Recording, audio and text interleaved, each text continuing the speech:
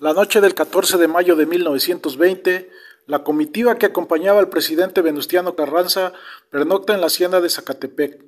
Después de que los trenes del convoy presidencial fueron atacados durante ese día en Aljibes, el intento del presidente Carranza de trasladar su gobierno a Veracruz quedó esfumado. Perseguido por sus enemigos políticos, tiene que reorganizarse en Santa María Cotepec y decidir rápidamente qué dirección deben tomar. Aconsejado por su secretario de Hacienda Luis Cabrera, quien era originario de Zacatlán y conocía la región, deciden dirigirse a la Sierra Norte de Puebla, peregrinaje en el que también apoyaría a Francisco Mariel. En la hacienda de Zacatepec el presidente indica que se queden los civiles y las personas que no tenían caballos. El día 15 de mayo atraviesan las llanuras de San Juan de los Llanos y cruzan las vías del ferrocarril interoceánico. Todo hacía suponer que estaban en la dirección correcta, ya que de haber seguido su camino rumbo al volcán Aperote para internarse en la sierra de Veracruz, había significado ir a entregarse a las manos de Gine Aguilar.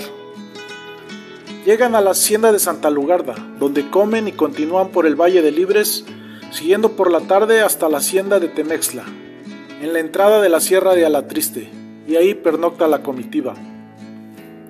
Después de recorrer alrededor de 43 kilómetros en una sola jornada, ahí descansan un poco y toman provisiones. Su paso por las haciendas es breve, ya que los persiguen las fuerzas del general de división Jacinto Treviño, quien informa constantemente por telegrama al general Álvaro Obregón todo lo que sucede.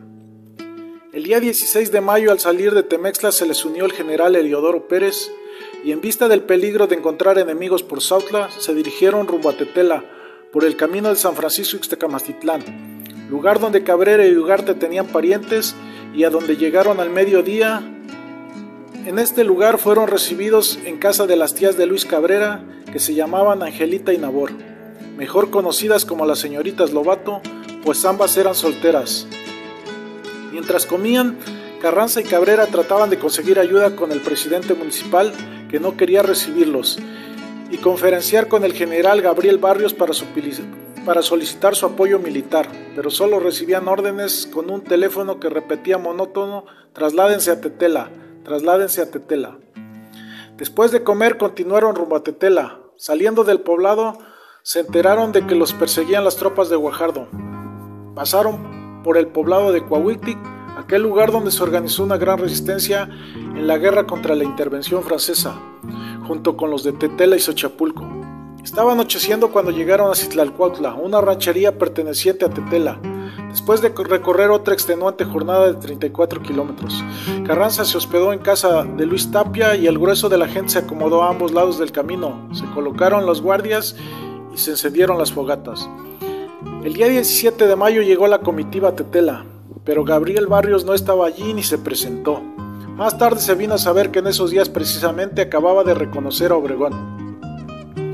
Carranza caminó hacia la plaza principal, acompañado de los generales Juan Barragán y Francisco Urquizo, de su estado mayor.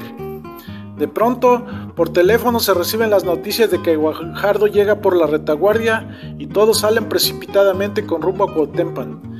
Este día solo recorren alrededor de 27 kilómetros. Tal vez por eso el presidente Carranza muestra por primera vez algún síntoma de su desaliento, pues Urquizo y Cabrera manifestaron que durante los días anteriores nunca se le vio quejarse.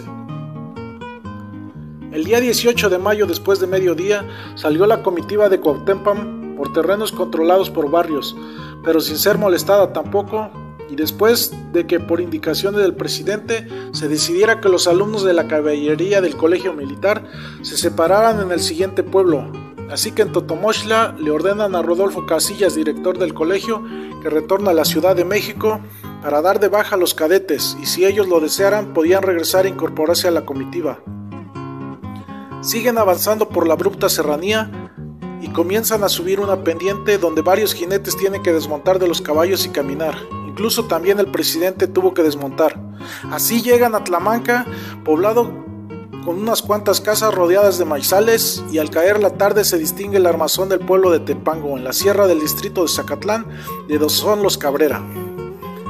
Es la jornada más agotadora que han tenido, sin embargo es la de menos recorrido, tan solo 15 kilómetros de trayecto durante esta jornada. Don Venustiano se hospeda en la casa del señor Aurelio Serafín, situada al costado del Palacio Municipal. Dos de sus generales descansan en la misma morada. Luis Cabrera y los miembros del Estado Mayor pernoctan en la casa de Ignacio Galindo, viejo conocido del poblano. El día 19 de mayo al amanecer salen de Tepango. Era la quinta jornada a caballo. Aunque se intentó persuadir al presidente de tomar hacia Huehuetla, luego a Sosocolco y Coxquigui, con la finalidad de encontrar una ruta segura a Veracruz, el presidente Carranza se negó argumentando que ya había enviado la avanzada con rumbo a Tlapacoya.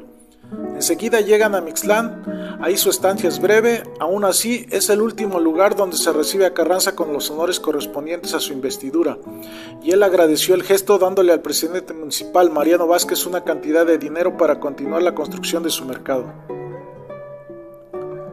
Al mediodía llegan a Tlapacoya donde descansan, colocan herraduras a los caballos y comen en la casa de Teodulo Herrero. Era notable el parecido físico que éste tenía con Rodolfo Herrero, puesto que eran primos hermanos. Nadie hubiera imaginado en ese momento que 2 días después Rodolfo habría de traicionar y asesinar al presidente de la República. Siguieron hasta un poblado de nombre Tlaltenango, ya en terrenos del distrito de Huachinango. Hasta ahí el guía había sido Cabrera.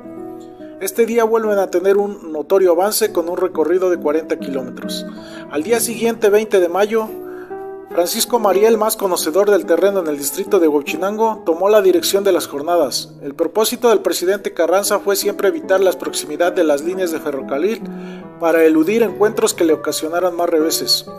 Llegaron los viajeros a Patla, lugar situado en el fondo de una profunda cañada, donde comieron. Aquella era la región dominada por Rodolfo Herrero. Como a la 1 de la tarde salió de ahí la comitiva rumbo a la Unión, todavía sin resolver si seguirían hasta Jicotepec o se quedarían en la Unión, lo cual se vería más tarde según los informes que pudiera obtener Mariel. Al ir subiendo a la cuesta de Patla, alcanzó la comitiva un joven que trataba de llegar hasta el presidente, quien iba con Mariel y moría a la cabeza de ella. Era Rodolfo Herrero, que se hacía presente para proteger el paso del señor presidente. Llegó, abrazó a Mariel, lloró y se puso a las órdenes del presidente, protestándole su lealtad y adhesión y ofreciéndole seguridad a su paso por sus rumbos. Puede decirse que desde ese momento de la incorporación de Herrero a la caravana, Mariel se sintió tranquilo y seguro. Nada raro fue que sin la menor discusión y sospecha se siguieran las indicaciones de Herrero durante aquella tarde. Al llegar a la Unión, Mariel tuvo que separarse según el plan de Herrero para ir rumbo a Jicotepec a recoger algunos informes, debiendo reincorporarse a la comitiva esa misma noche. Herrero continuó acompañando al presidente y sugirió que la caravana no se quedara en la Unión, sino continuara rumbo a Tlaxcalantongo, lugar muy seguro, estratégico y donde hallaría bastante que comer y pastura para los caballos.